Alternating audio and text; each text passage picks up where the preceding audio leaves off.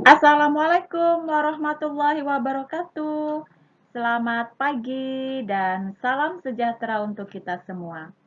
Hai anak-anak semuanya, berjumpa lagi bersama Ibu Lucy. Pada video kali ini, Ibu akan mengajak kalian semua belajar muatan pelajaran IPA, tema 2, subtema 1, tentang pernapasan pada hewan. Agar kita semua dimudahkan dalam memahami pelajaran, marilah kita berdoa menurut agama dan kepercayaan kita masing-masing. Berdoa dimulai. Berdoa selesai. Baik anak-anak semuanya, perhatikan penjelasan dari Ibu Lucy. Adapun tujuan pembelajaran yang ingin dicapai adalah setelah pelajaran ini berakhir, diharapkan peserta didik dapat menyebutkan organ dan cara kerja organ pernapasan pada hewan. Anak-anak sekalian, hewan dan manusia memiliki sistem pernapasan yang berbeda-beda. Sistem pernapasan hewan disesuaikan dengan tempat hidupnya. Sistem pernapasan meliputi organ-organ pernapasan dan cara kerja organ-organ tersebut. Bernapas adalah proses menghirup oksigen atau O2 dan mengeluarkan karbon dioksida atau CO2 untuk memperoleh energi. Berikut ini beberapa sistem pernapasan pada hewan. Yang pertama, pernapasan pada cacing atau vermes. Contoh cacing adalah cacing tanah, cacing pita, cacing hati, dan lain-lain. Cacing tidak memiliki pernapasan khusus. Cacing bernapas melalui permukaan kulit. Kulit cacing selalu basah dan berlendir untuk memudahkan penyerapan oksigen. Oleh karena itu, cacing menyukai tempat yang lembab agar tubuhnya basah dan berlendir. Di bawah permukaan kulit cacing yang tipis, terdapat pembuluh udara. Saat udara masuk melalui kulit, oksigen diikat oleh darah. Pada darah cacing mengandung hemoglobin yang mengikat oksigen. Oksigen yang diikat oleh hemoglobin diedarkan ke seluruh tubuh dan zat sisa pembakaran berupa CO2 atau karbon dioksida dan H2O atau uap air dikeluarkan dari tubuh melalui permukaan kulit. Yang kedua, pernapasan pada serangga atau insekta. Contoh insekta adalah kupu-kupu, belalang, jangkrik, dan lipan. Serangga bernapas dengan menghirup O2 atau oksigen dan melepas CO2 atau karbon dioksida menggunakan trakea. Trakea adalah sistem tabung yang memiliki banyak percabangan di dalam tubuh. Percabangan trakea disebut trakeola. Udara memasuki trakea melalui pori-pori kecil di permukaan tubuh serangga yang disebut spirakel atau stigma. Selanjutnya, O2 atau oksigen beredar melalui pembuluh udara kecil.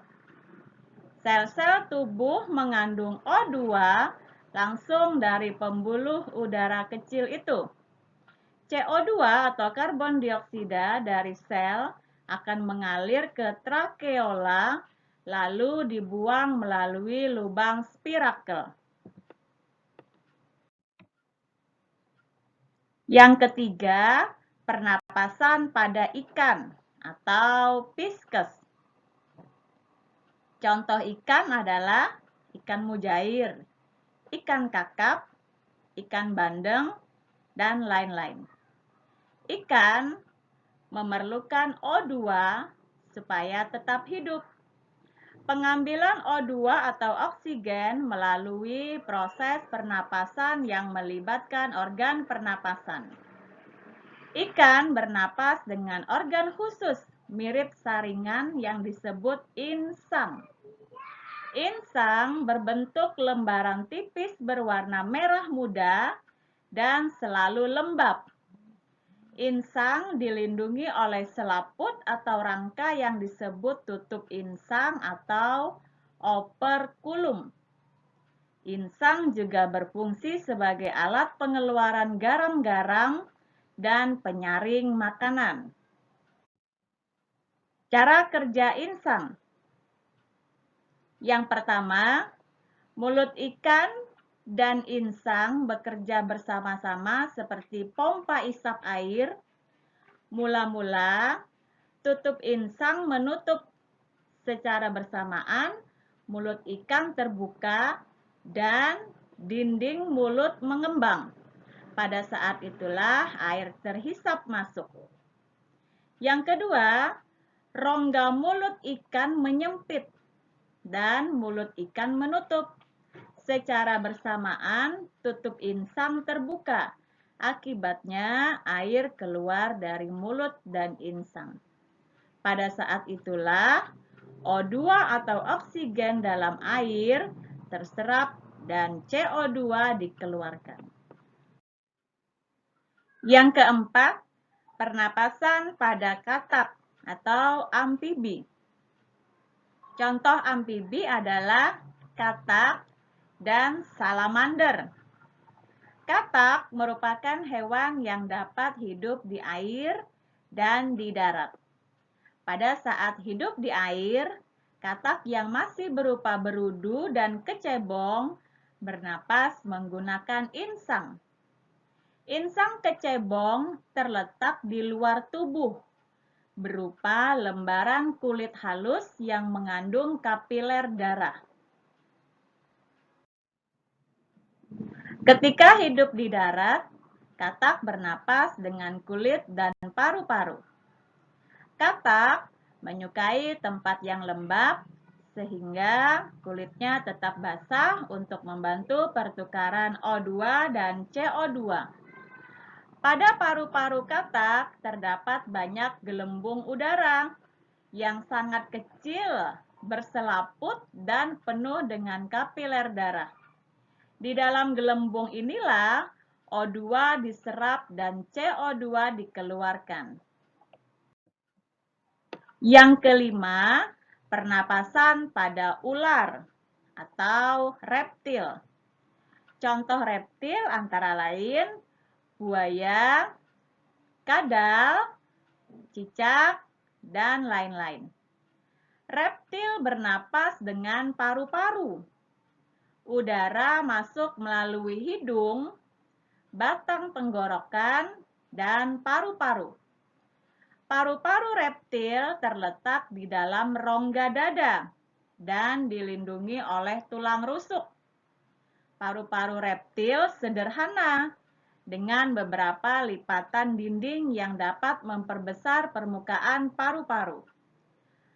Pada reptil yang dapat menyelam di air seperti buaya, lubang hidungnya dapat ditutup selama menyelam. Dengan begitu, selama menyelam, air tidak masuk ke dalam paru-paru. Yang keenam, pernapasan pada burung atau aves. Contoh aves adalah ayam, elang, bebek, kakak tua, dan lain-lain. Burung bernapas dengan sepasang paru-paru.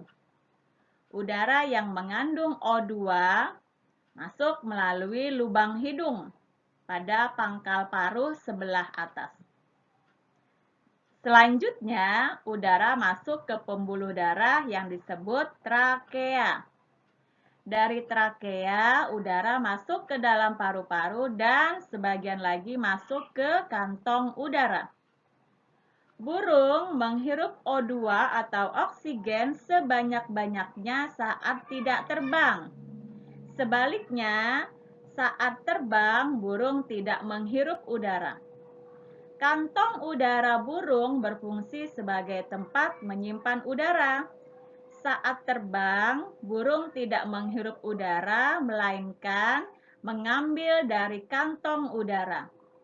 Kantong udara juga membantu hilangnya panas tubuh pada burung yang terlalu besar dan memperkeras suara burung. Yang terakhir adalah pernapasan pada mamalia. Contoh hewan mamalia adalah sapi, kerbau, kambing, lumba-lumba. Mamalia adalah hewan menyusui anaknya. Mamalia ada dua macam, yaitu mamalia darat seperti kuda, kerbau, sapi, dan kambing, sedangkan mamalia air yaitu lumba-lumba.